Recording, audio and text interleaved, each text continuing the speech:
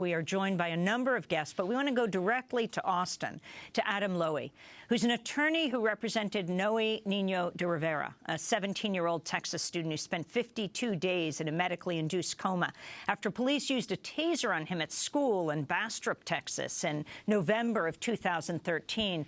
Adam Loewy, describe what happened.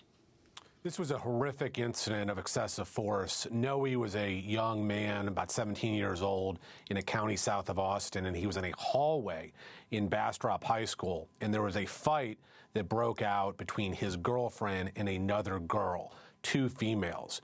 Noe was the peacemaker. He was breaking up the fight. This was shown clearly on the video.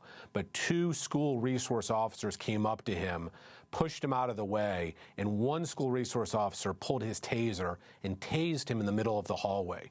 Noe fell back, slammed his head, and then had to be put in a medically induced coma for 52 days. It was a horrific display of violence. It was much worse than we're seeing on the video here in South Carolina, but there's a lot of similarities. The officer in question here in Austin, or in Bastrop, had had a history of violence against students. He was not properly trained, and the school did not have any sort of regulations on how to deal with school resource officers. So the themes are very consistent, and I would submit it's a growing crisis in this country, in American schools, of violence towards students. And Adam Loewy, what happened to the officers involved in this case and to your client? My client was able to survive. He went to a rehabilitation center. He's doing much better now, but he is obviously not the same person. You cannot sustain that sort of injury and just be the same. But thankfully, he is alive and functioning. The officer was cleared. Completely cleared of criminal charges. The county entered into a settlement for $775,000 for the incident, so we got the case settled.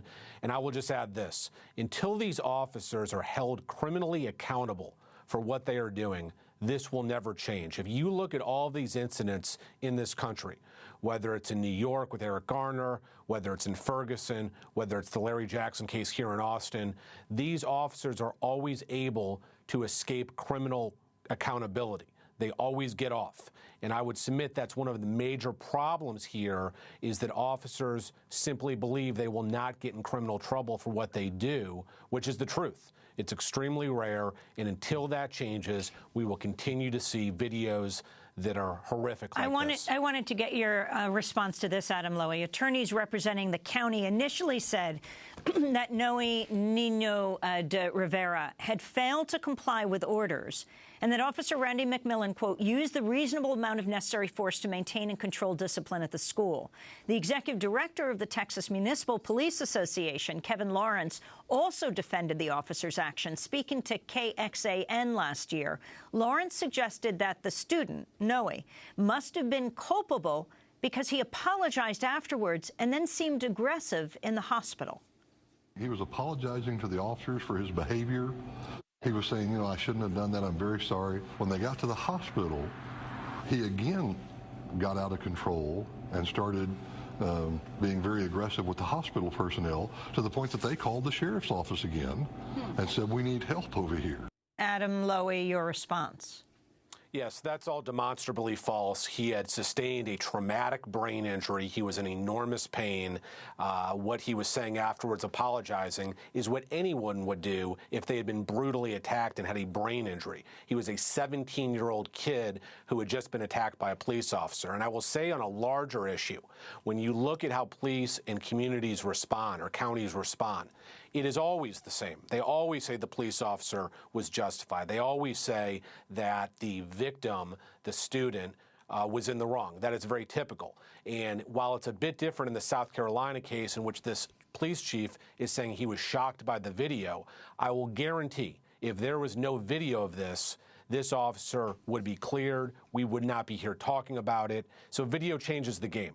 And I will also say that it's unsurprising when police chiefs defend their officers. That's always how they do it. And until there's some accountability, we will continue to see these horrific incidents occur. I wanted to go back to Phil Stinson. How typical is this, what you just watched?